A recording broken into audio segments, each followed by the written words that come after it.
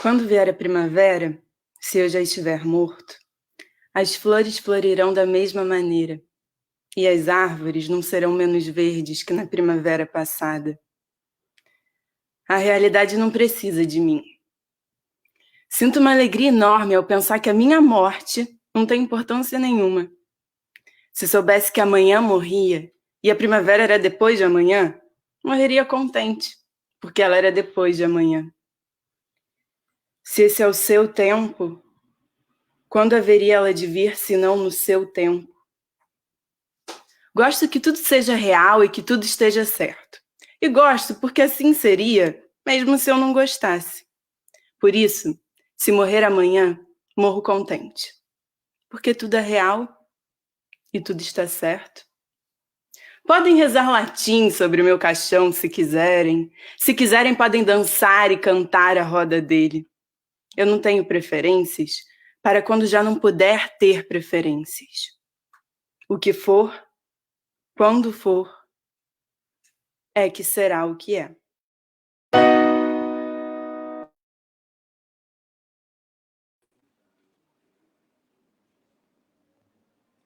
Boa noite a todos. Estamos juntos mais uma vez, mais um domingo dos nossos estudos do livro Convites à Vida, de Joana de Ângeles, psicografado pelo Divaldo Franco. Convite à resignação. Quem de nós não conhece essa fala de Francisco de Assis? Senhor, dai-me força para mudar o que pode ser mudado. Resignação para aceitar o que não pode ser mudado. E sabedoria para distinguir uma coisa da outra. É muito interessante falar sobre resignação. Resignação é aceitação. Joana fala, por exemplo, que quando os problemas começam a se avolumar, muitas vezes quando nós percebemos colegas na seara espírita desistindo da tarefa, mesmo quando a problemática, quer dizer, mesmo quando o serviço parece até multiplicar-se, muitos colegas tarefeiros desistem. Então, Joana fala que diante dessa realidade que muitas vezes se apresenta nas casas espíritas, no trabalho de cada um de nós, nesse trabalho do bem, é às vezes normal que o desânimo nos visite. Mas ela fala que nós não podemos nos deixar, nos sentir, digamos assim, inspirados pelo mau exemplo. Ela fala para que não desistamos. Ela diz, malgrado as dificuldades aparentes, a vitória do bem e do amor é óbvia, não dando margem a controvérsias. Mas muitas vezes a resignação pode ser confundida com conformismo. José Herculano Pires, escritor espírita, escreveu um artigo muito interessante chamado Resignação Espírita, como eu entendo o homem novo. E nesse texto, ele inicia assim: uma das acusações das que se fazem ao espiritismo é a de levar o homem ao conformismo. Os espíritas se conformam com tudo, escrevem-nos, e dessa maneira acabarão impedindo o progresso, criando entre nós um clima de marasmo favorável às tiranias políticas do Oriente. Nós podemos afirmar de antemão que quem tem essa opinião não conhece o espiritismo. É muitas vezes aquele crítico de superficialidade, quer falar de algo que ele não conhece. Muitas vezes fala de algo que ele ouviu falar, de quem ouviu falar, de quem supõe que seja assim. Então, José Herculano, nesse texto, ele vem dizendo, por exemplo, que a ideia da reencarnação é muito antiga. Realmente, ela não é algo novo que o Espiritismo tenha criado. Mas o Espiritismo aprofundou conhecimentos a respeito da reencarnação. Ofertou-nos esclarecimentos acerca da lei de causa e efeito, ação e reação, plantio e colheita. Esclareceu de forma bastante detalhada o que seria o determinismo, o que seria o livre-arbítrio e, principalmente, fixou-nos a lição do progresso incessante, da evolução sem parar. Então, José Herculano Pires, nesse artigo, depois dele fazer assim, um preâmbulo, ele coloca assim, então, diante destes que criticam o Espiritismo sem conhecê-lo.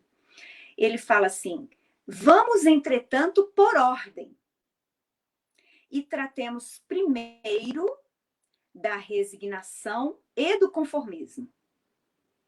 A resignação espírita decorre não de uma sujeição místico-religiosa a forças incontroláveis, mas de uma compreensão do problema da vida. Quando o espírita se resigna, diz José Herculano Pires, não está se submetendo pelo medo, mas apenas aceitando uma realidade a qual terá de sujeitar-se, exatamente para superá-la, para vencê-la. Então ele fala no texto que isso não é conformismo. Até mesmo porque o conformismo é uma passiva, inconsciente. Tanto que a resignação é atitude ativa e consciente. É exatamente aquilo que Francisco de Assis suplicou na mensagem que eu li no início. Quer dizer, Senhor, ajuda-me a distinguir aquilo que eu posso e devo modificar com a minha ação e aquilo que eu vou ter que aceitar, que resignar-me, porque eu não posso mudar. Mas essa resignação do espírita não é algo que nós possamos assim afirmar que estamos isentos e que isso seja fácil. Estamos isentos de sofrimento e que isso seja fácil. O fato de nós trabalharmos no espiritismo a necessidade do exercício e da prática da aceitação e da resignação não quer dizer que nós muitas vezes não tenhamos dificuldade de atravessá-la. Por exemplo, quando a morte nos visita, a morte de alguém querido, de alguém muito amado. E isso é uma coisa que a humanidade toda está atravessando de forma exacerbada nesse período. Muitas famílias enlutadas, famílias espíritas, famílias de todas as religiões. Mas as famílias espíritas que perderam entes queridos, porque são convidadas a exercitar a aceitação, este convite que não é só do Espiritismo, mas é do Cristo. Não quer dizer que seja fácil. Como todas as demais virtudes cristãs que nós buscamos viver, também a resignação é uma delas. Depende da nossa vontade e do nosso exercício. Depende da persistência. É muito interessante nós pensarmos que para sermos resignados, nós precisamos também trabalhar a nossa fé. E para ter fé, é preciso confiar. Mas para confiar, para ter fé, para resignar-se, é preciso ser consciente das coisas que acontecem nas nossas vidas. Então, esse conhecimento, esse estudo ao qual nós espíritas nos dedicamos, Estudamos as leis que regem as nossas vidas, no plano dos encarnados e no plano dos desencarnados.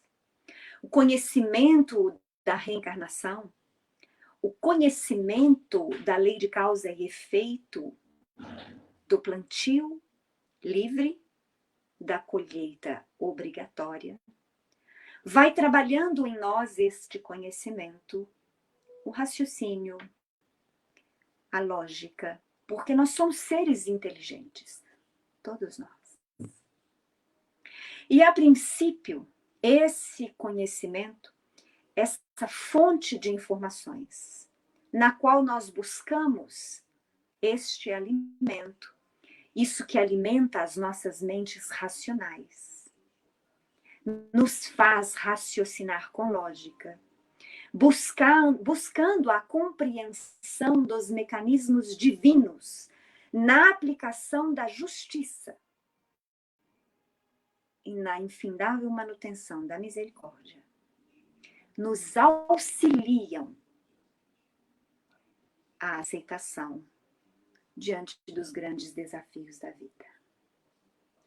A princípio, nós espíritas, no campo da resignação, no campo da aceitação, podemos chorar, podemos sentir saudades, mas devemos lutar bravamente contra a revolta, contra o apego excessivo, contra aqueles momentos de desespero,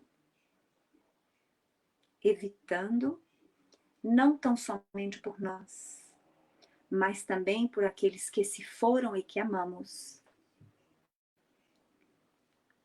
os pensamentos de desalento e de querer manter-nos ligados e a eles, a nós, indefinidamente. Amar é libertar. Os espíritos nos falam muito disso.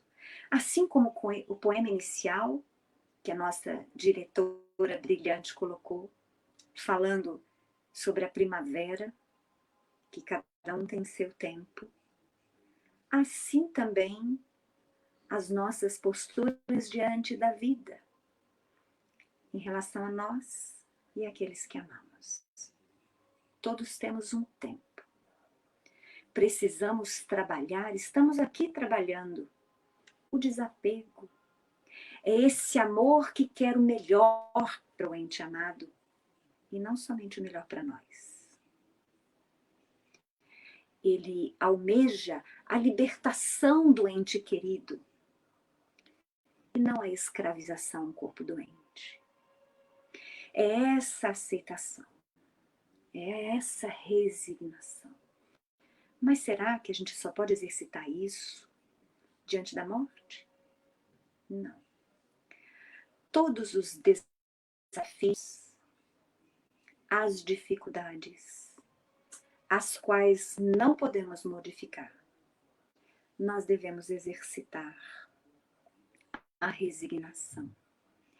Não no sentido do conformismo, da passividade, enaltecemos, concordamos com a José Herculano Pires, mas no sentido de vencê-la. É preciso superar as dificuldades. Se eu, por exemplo, perco meu emprego, não há nada que eu possa fazer que dependa da minha exclusiva vontade. A minha chefia decidiu e impôs para mim o desligamento. Adianta revoltar-me? Adianta eu tentar matar todo mundo que me mandou embora? Não. Nenhuma dessas atitudes radicais, nem a revolta, nem o crime, solucionarão a problemática que existe e em relação à qual eu não posso fazer nada. Em relação a isso. Mas em mim eu posso.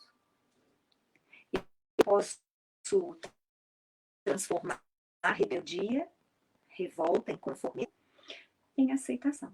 Mas ação, resignação ativa. Porque eu aceito aquela decisão e ponho-me a diligenciar na obtenção de outro emprego. Eu aceito a crítica que muitas vezes motivou o meu desligamento, medito sobre ela, busco melhorar-me e sigo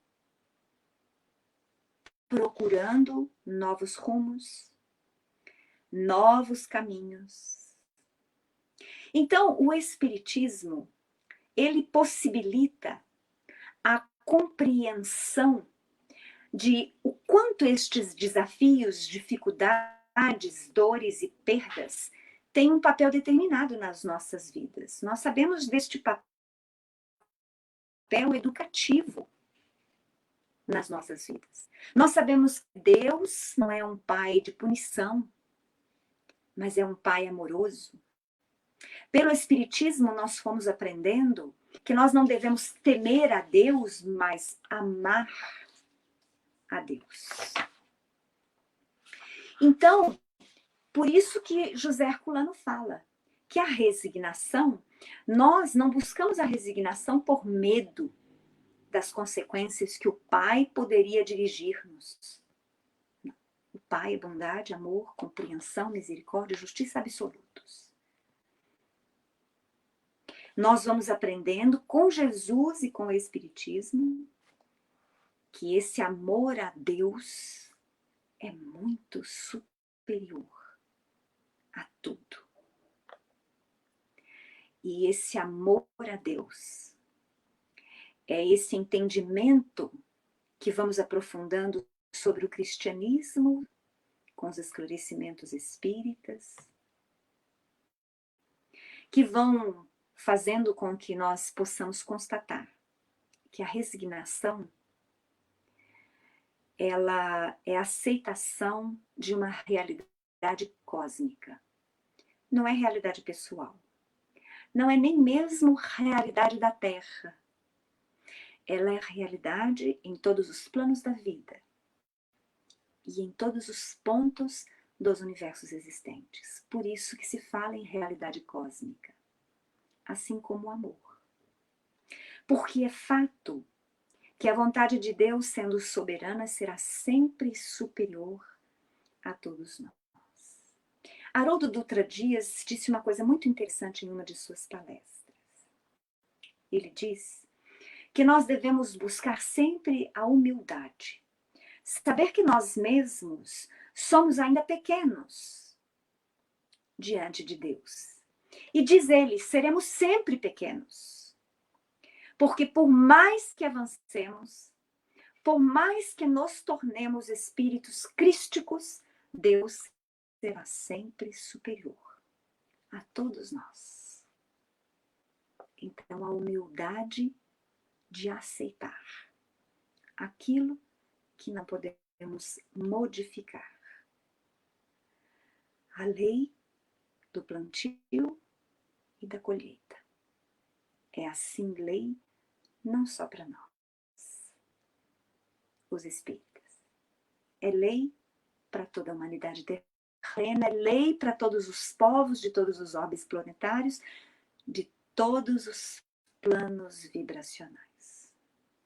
Enganam-se os que acham que nós espíritas pensamos e entendemos o karma oriental, ou seja, a gente acha que tudo acontece porque tinha que acontecer. Nós espíritas não temos esse conceito de karma como os orientais.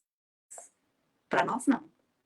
Para nós a vida é um processo de crescimento. Ao aceitar as consequências dos nossos atos, o espírita age para vencer os determinismos. É claro que nós conhecemos a força da lei de ação e reação, que é a força do plantio e da colheita, mas nós também sabemos da força do amor, da atitude positiva, da boa vontade, do bom senso. Então, nós sabemos que, independentemente dos aprendizados necessários e obrigatórios que nós, espíritos ainda endividados, deveremos nos submeter, a força do trabalho amoroso, desinteressado, dedicado, pode movimentar, pode cobrir uma multidão de pecados. Nenhum destino está irrevogavelmente traçado, a não ser a predestinação à perfeição. É o que eu brinco muito nos estudos. Todos nós, indistintamente, estamos condenados a evoluir. Estamos condenados a buscarmos a perfeição e a alcançarmos. Dia virá em que todos nós seremos seres angelicais. O tempo que a gente vai levar até lá é que vai depender da boa vontade, do trabalho, da dedicação e da perseverança, da fé, do amor de cada um de nós. A doutrina espírita nos auxilia a aceitar a dor sem revolta. Isso é resignação. Nós buscamos a sublimação. Buscamos deixar o homem velho, que contra tudo lutava, se revoltava, blasfemava, destruía. Nós buscamos deixar esse homem velho no nosso passado. Nós queremos a superação de nós mesmos. Herculano Pires, naquele artigo que eu comentei com vocês, ele diz que a doutrina espírita não é uma doutrina de conformismo, é doutrina de luta. Porque nós espíritas deveremos estar em luta constantemente contra os desafios que se nos apresentam e contra nós mesmos. Nós buscamos a autossuperação. E não é só o espiritismo que ensina isso, é o cristianismo que nos dá a capacidade da resignação como consenso do coração, quando não podemos evitar a dor. É o ensinamento de Jesus. E foi exatamente o que Jesus viveu, como exemplo e como modelo a ser seguido. Uma boa noite para vocês. Vamos passar agora para a Júlia. Eu quero ver o que a Júlia tem para dizer. Boa noite, amigos. É uma alegria, sempre eu repito isso, né? Porque é verdade. É uma alegria estar aqui, poder estar aqui, né? E dar as boas-vindas àqueles que nos acompanham é também uma satisfação grande, porque a gente percebe que as pessoas, elas, de alguma maneira, assumiram esse compromisso conosco, estão aqui conosco, né? Nesse estudo dominical. E hoje, como disse a Cristiane, nós estamos estudando esse convite à resignação que Joana de Ângeles nos faz nesse livro, Convite da Vida. E vou ratificar aquilo que Cristiane já disse, né? Resignação é sinônimo de aceitação, né? E por que o espírita aceita? Por que o espírita busca resignação, né? Porque ele tem a compreensão das vidas sucessivas. Essa compreensão das vidas sucessivas, do processo reencarnatório, é que nos dá a certeza de que tudo passa. Então, se tudo passa, se aquilo que hoje nós estamos vivendo em outra vida poderemos não viver, a situação será diferente, diversa, né? Nós temos a chance de compreender isso e de aceitar aquilo que nos sucede nessa encarnação. Por quê? Porque compreendemos que as provas e as expiações fazem parte desse mundo no qual estamos encarnados. Nós vivemos ainda um estágio evolutivo que precisamos aprender com as dificuldades da vida. Não estamos isentos ainda de outra via de aprendizagem, né? Então, precisamos disso, é o que o Espiritismo nos ensina. E se nós precisamos, e se nós compreendemos, nós não nos revoltamos. Então, resignação é o oposto, é o contrário de revolta. Porque a revolta é um sentimento terrível. Quando uma pessoa passa por uma situação qualquer difícil na vida e passa por essa situação revoltada, ela não vê possibilidade de mudança. Não tem o que fazer a não ser se revoltar, né? E aí fica presa, se torna prisioneira desse sentimento negativo e dessa própria situação, né? Da mesma maneira, Cris também trouxe essa ideia que eu acho importante ratificar, é que resignação não tem nada a ver com comodismo, com conformismo, não quer dizer isso. Você se resigna porque você compreende. Então, se você compreende, você aceita. Porque é muito difícil aceitar o que não é compreensível.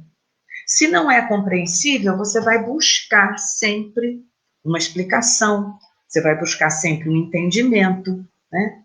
Porque fica muito difícil você aceitar aquilo, pelo menos para mim, né? Aquilo que você não compreende, no meu ponto de vista, é muito difícil de ser aceito. E vejam vocês, nós, espíritos encarnados neste planeta, nós vivemos cometendo erros, equívocos, né? Nós estamos muito longe da perfeição. E nós sabemos que isso é natural em nós. Não quer dizer que a gente não busque o melhoramento. Nós buscamos, mas nós compreendemos que somos seres em processo de aprendizado, como todos os outros habitantes do planeta. Aqueles que encarnam aqui neste planeta são espíritos em processo de aprendizagem que precisam evoluir aprendendo, né, com as dificuldades da vida. E cometemos muitas falhas, muitas faltas, não resta a menor dúvida. Por quê? Porque ainda somos muito inábeis.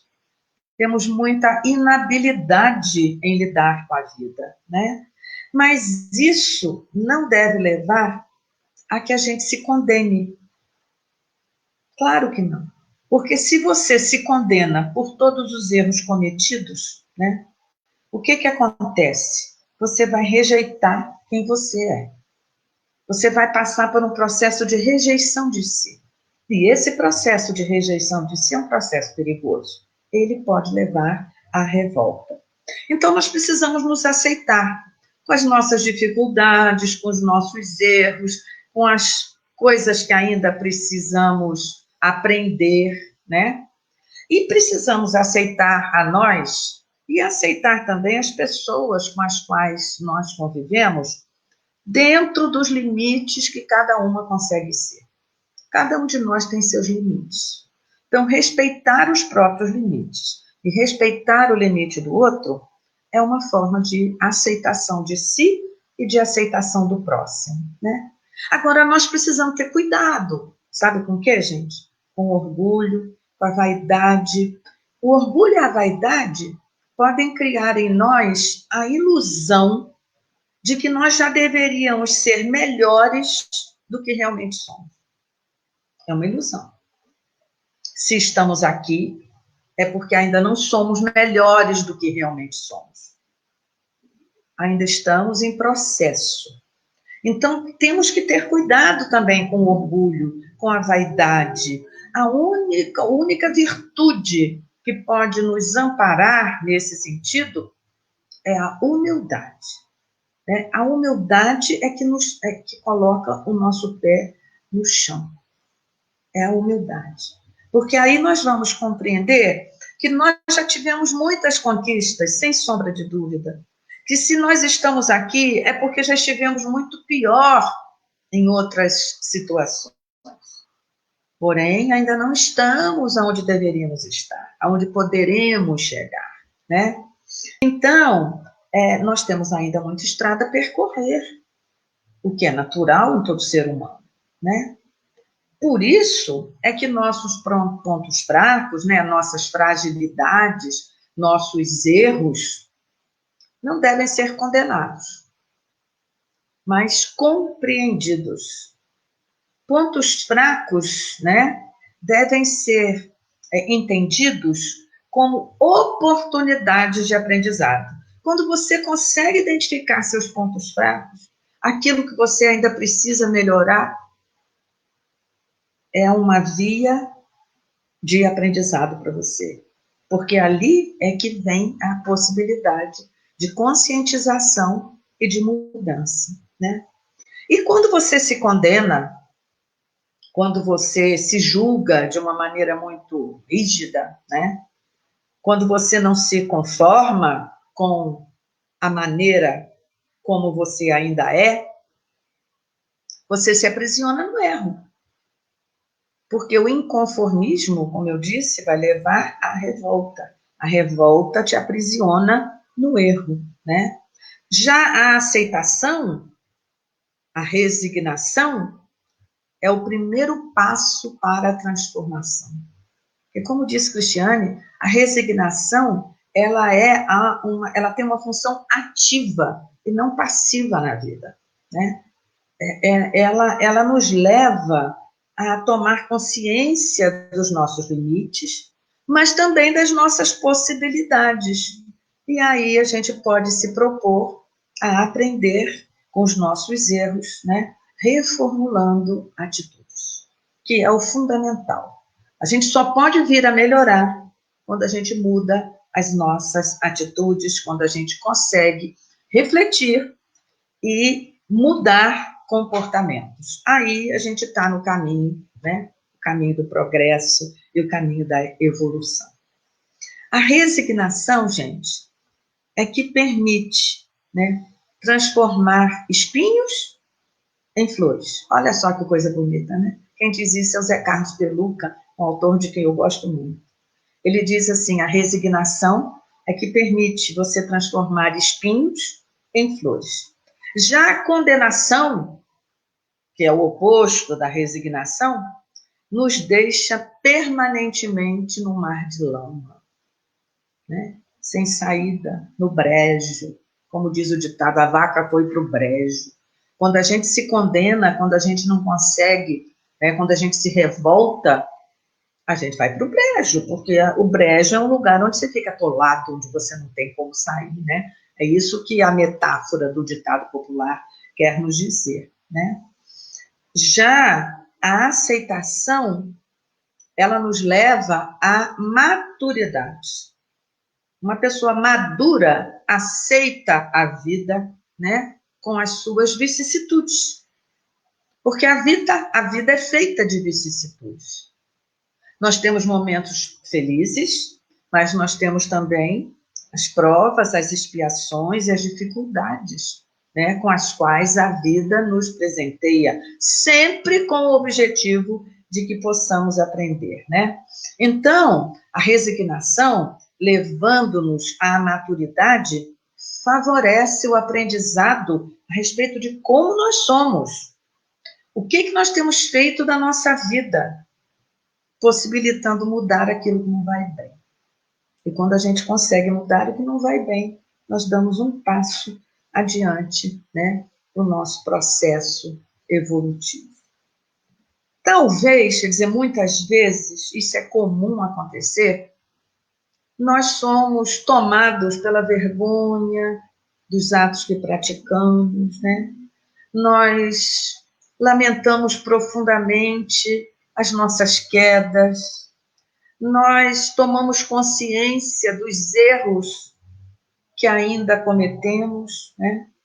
E muitas vezes a gente pensa assim, pô, não tem jeito, eu estou muito mal, sou muito errada mesmo, né? O que eu posso fazer com isso? Cuidado.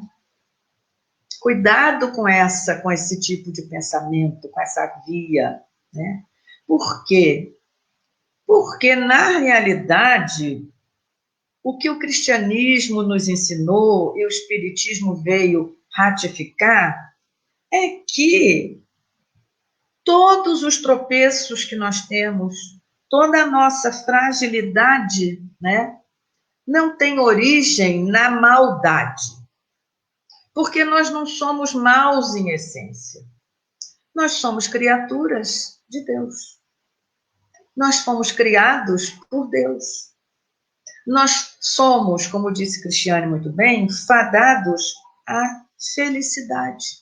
A nossa essência não é má. A nossa essência, né, é uma essência divina. E Deus é eternamente bom, magnânimo. Nós temos essa essência dentro de nós. Nós nascemos, gente, do amor de Deus. Então, precisamos afastar esse pensamento negativo de achar que a gente não tem jeito, de que não tem remédio.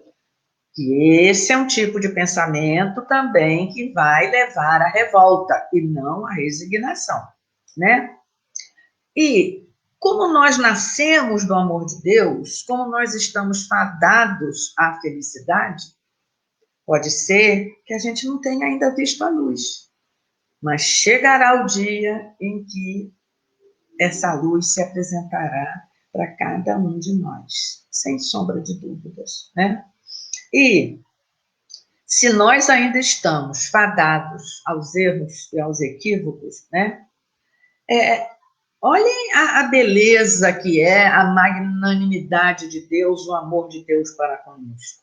Se nós ainda estamos sujeitos ao erro, é por isso que Deus nos dá a possibilidade, né, da vida reencarnada, da vida no campo material. Por quê? Porque enfrentando situações difíceis nesse campo material, é que nós vamos descobrir, né, aquilo que Jesus nos ensinou a respeito da nossa essência, da nossa natureza divina e luminosa, né? Que um dia nós chegaremos à luminosidade, né? Sem sombra de dúvida, à perfeição. E aí, lembremos-nos da mensagem cristã que diz que o lírio nasce do pântano e a pérola surge da ostra. Então, se somos ainda sujeitos a erros e a imperfeições, nosso caminho é o do melhoramento e da evolução. Porém, gente, nós só podemos mudar alguma coisa em nós quando aceitamos o que somos. Nós precisamos aceitar o que somos. Nós precisamos desenvolver esse sentimento, essa virtude da resignação, né? Sem condenação, sem julgamento, sem revolta, né? Mas também sem comodismo. Porque, como eu disse, resignação não é comodismo. Porque se você se acomoda, você não muda. Se você não muda, você não progride. Portanto, a minha mensagem nesse domingo é de que a gente possa fazer a paz, cada um de nós conosco mesmo, né? Que a gente compreenda a nossa marcha, cada um no seu ritmo, né? Mas compreendendo que todos nós somos alunos da escola da vida e que o único propósito desta escola é que, a partir do ponto onde nós nos encontramos, cada um avance, cada um aprenda, refaça, recomece, nunca desista de si mesmo, lapidando com o pincel da humildade, o anjo, a luz que reside dentro de si. Portanto, que sejamos resignados, sob o ponto de vista espírita, uma resignação ativa, uma resignação que nos leve à mudança de comportamento. Era a minha mensagem para a noite de hoje, né? Desejo a todos boa noite e agora vamos receber a nossa amiga Sandra para ouvir o que ela tem a dizer a respeito desse tema. Boa noite a todos. Depois da fala da Cris, da fala da Júlia, só me resta ratificar tudo isso que elas falaram, porque elas fizeram uma elucidação maravilhosa do tema, de uma didática muito grande. Então, o que me resta aqui é ratificar o que as duas falaram, tanto a Cris quanto a Júlia, e fazer uma tentativa de síntese, né, para que a gente possa levar uma mensagem desse domingo, né? Para a semana. E por um tempo, né? Um tempo mais longo do que uma semana. Lá no Evangelho, no capítulo 9, o Evangelho segundo o Espiritismo, bem-aventurados os que são mansos e pacíficos, é o título do capítulo. No item 8, ele trata da obediência e resignação. É o título do item 8. Obediência e resignação. O que nós aprendemos ali, gente? Uma coisa essencial está ali. No capítulo 8, no capítulo 9, no item 8 do Evangelho. Que obediência é o consentimento da razão. E resignação é o consentimento do coração. Então, ali ele trata disso, no Evangelho. Então, quando você pensa, obediência é o consentimento da razão. Primeira coisa que vem à nossa cabeça, de imediato já vem aquele dito popular, não é mesmo? Manda quem pode e obedece quem tem juízo. Obediência, a gente já pensa isso. Mas a obediência como consentimento da razão, do ponto de vista cristão, tem a ver com obedecer ou de acolher as leis divinas, né? Tendo como referência o seu entendimento e as suas implicações, que foi o que elas disseram. Então, eu vou obedecer do ponto de vista cristão quando eu entendo as leis divinas e sei das implicações, tanto de acolher essas leis divinas ou de transgredi-las. Então, eu sei quais as consequências. Eu conheço a lei de causa e efeito, eu, como espírita, conheço a lei de causa e efeito, então eu sei quais as implicações de eu acolher essa lei divina e quais as implicações da transgressão dessa lei divina. Então, isso é a obediência, o consentimento da razão. E a resignação é o consentimento do coração. Resignar-se fica uma ideia, né? Fica aquela ideia preconcebida que resignar-se é ser submisso a uma determinada situação ou ser submisso à vontade de alguém, não é? A hora que a gente pensa em resignar-se como consentimento do coração, vem essa ideia pré-concebida. Então, resignar-se seria eu ser submisso a uma situação, a um determinado fato, ou eu ser submisso à vontade de alguém. Mas não é isso. Resignar-se sob a ótica do espiritismo, é como a Cris, como a Júlia acabaram de falar, né? Resignar-se sobre a ótica do espiritismo é acolher uma situação ou um fato adverso, uma situação adversa que não tem nada a ver com o que eu havia programado para a minha vida, ou um fato adverso que sai fora do meu planejamento, eu acolher essa situação ou esse fato adverso com amorosidade. Então, nós vamos ver o que é isso. Nós vamos encontrar ali também, nesse mesmo capítulo do Evangelho, que não devemos confundir a obediência e a resignação com negação dos sentimentos ou com negação da minha vontade, com essa submissão que a gente logo pensa, né?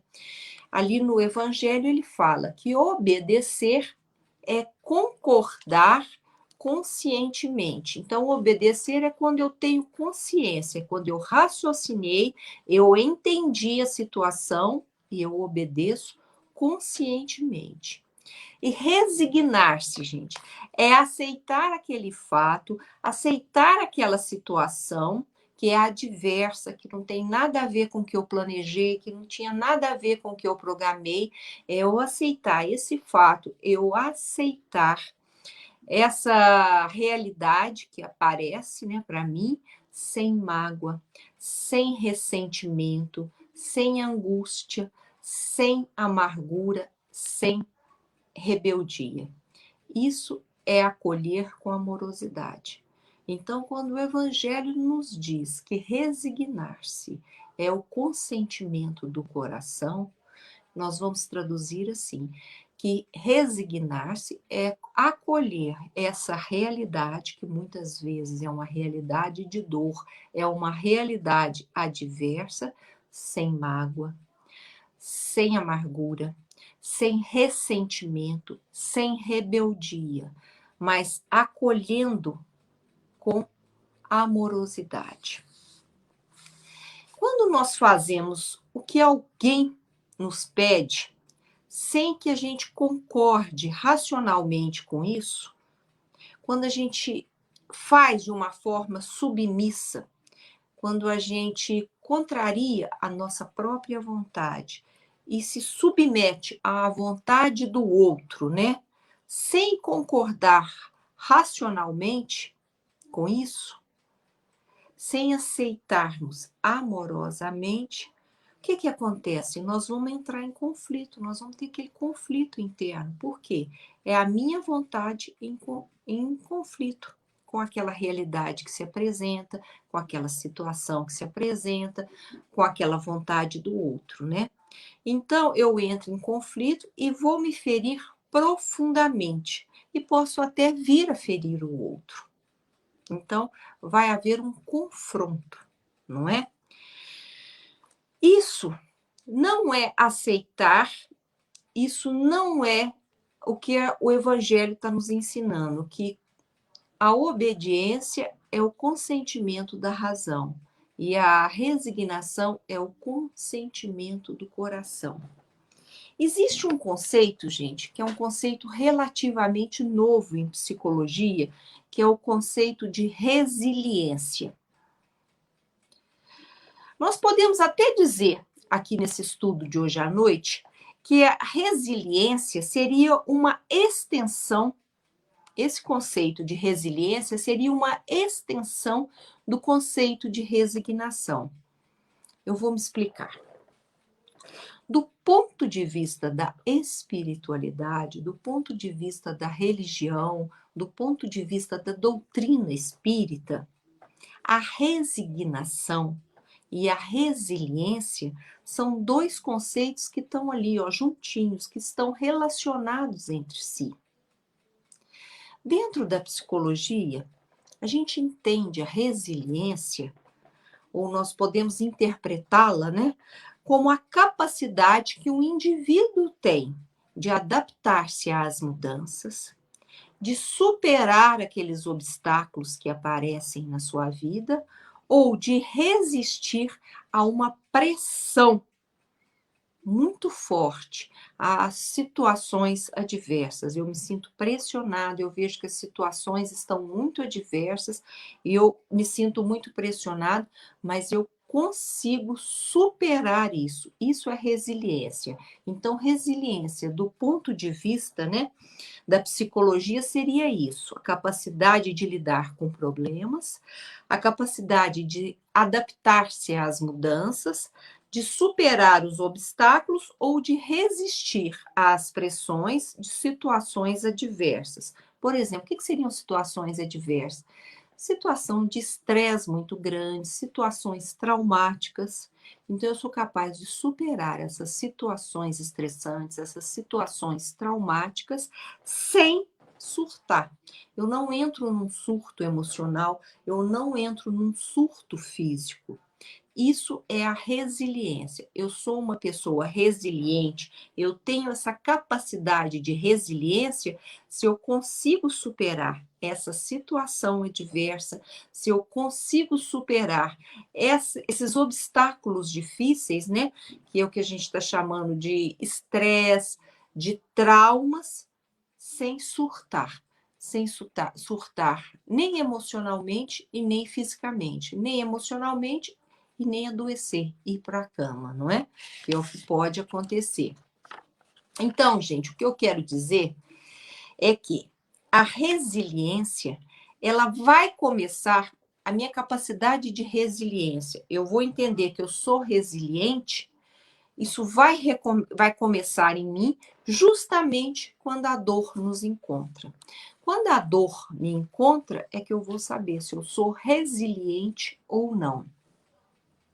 A resiliência, gente, esse conceito de resiliência, a psicologia tomou emprestado da física. Por que que eu digo que a psicologia tomou esse conceito emprestado da física?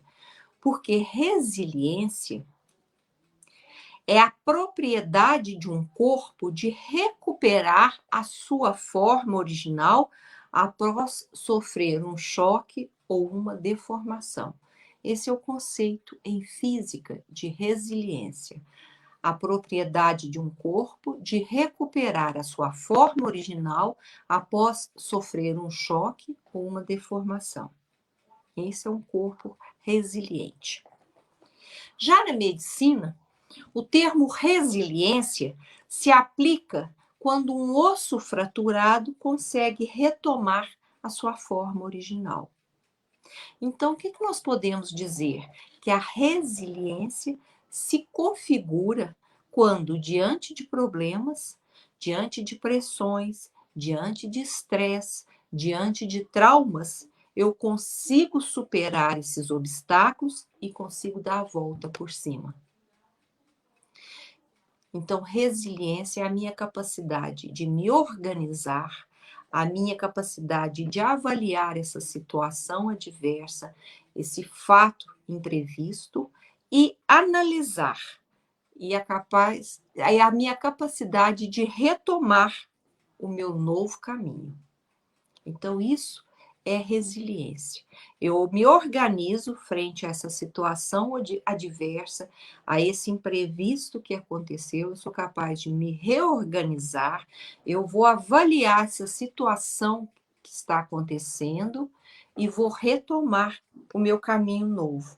Com a percepção, gente, isso é importante, com a percepção de que a dor pode ser uma fonte de crescimento para mim e não uma pá, né, que vai me enterrar no sofrimento.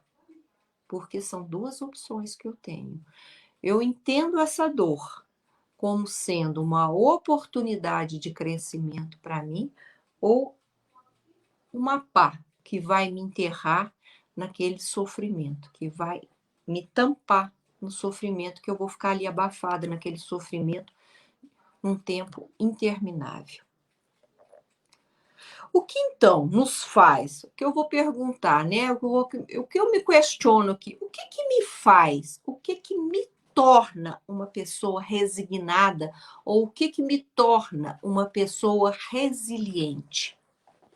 As pessoas resignadas, as pessoas resilientes são aquelas pessoas que suportam grandes dramas na vida, que passam por situações problemáticas constantemente e, mesmo assim, mantém aquele olhar que transmite paz. Então, deixa eu repetir.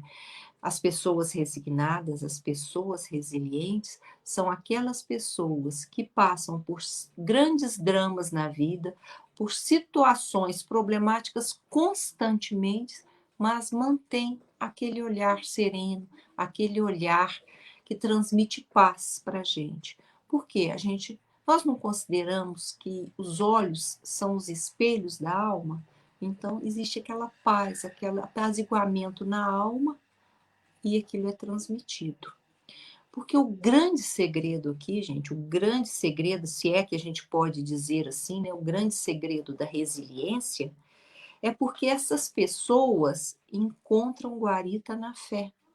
É a fé que as fortalece. Por quê que elas são fortalecidas na fé? Porque elas conhecem o sentido da vida. Elas têm aquele entendimento das leis divinas. Elas conhecem as suas implicações. Compreendem, por exemplo, a lei de causa e efeito. Então, eu sei que não existe sofredor inocente. Eu sei que eu estou aqui hoje resgatando dívidas que eu contraí durante o meu passado espiritual, na minha jornada evolutiva. Não tem nenhum sofredor inocente. Eu estou aqui resgatando as minhas dívidas que foram contraídas no meu processo evolutivo, no meu passado espiritual. Gente, tem coisa que nos alivie mais, que nos deixe mais apaziguado do que você resgatar uma dívida, do que você pagar uma dívida, não é? Então, gente, a fé no Pai, a fé no Criador, ela nos dá essa certeza absoluta de que nós não estamos sós. Isso me fortalece, de que tudo passa, como a Marina colocou uma frase aí, tudo passa. Acho que a frase que ela colocou era do Charles Chaplin, né? Tudo passa, até os meus problemas. É isso, ó. Na vida tudo passa, até os nossos problemas, né? Então, essa fé no Pai, no Criador, me dá essa certeza absoluta de que nós não estamos sós, de que tudo passa e que as nossas dores chegarão logo ao fim. Fé, gente, é a certeza de que o futuro nos reserva algo muito melhor. É a visão na vida futura, é o conhecimento da vida espiritual, é a certeza de que eu sou um espírito imortal, que essa passagem aqui nessa existência, que essa minha encarnação é uma coisa efêmera, isso vai passar. E que a minha vida mesmo vai continuar, porque eu sou um espírito imortal. Então, a fé me dá esse conhecimento da minha vida espiritual e eu sei que vai haver essa glorificação, né, desses dias na Terra, esses dias com tantas provas, com tantas expiações, né? Isso, gente, essa fé é a visão do mais além, que modifica o nosso comportamento diante das dores, diante das aflições, diante das situações adversas, diante dos imprevistos, diante das situações traumáticas, né? E que nos modifica, transforma tudo. E eu me modificando, gente, eu tenho certeza que eu transformo tudo aquilo que está à minha volta. Era a minha contribuição para hoje. Eu quero deixar aqui o meu boa noite, agradecer a vocês e dizer que agora a Marina vai passar uma animação muito interessante. Então, vamos ver a animação que a Marina trouxe para a gente hoje.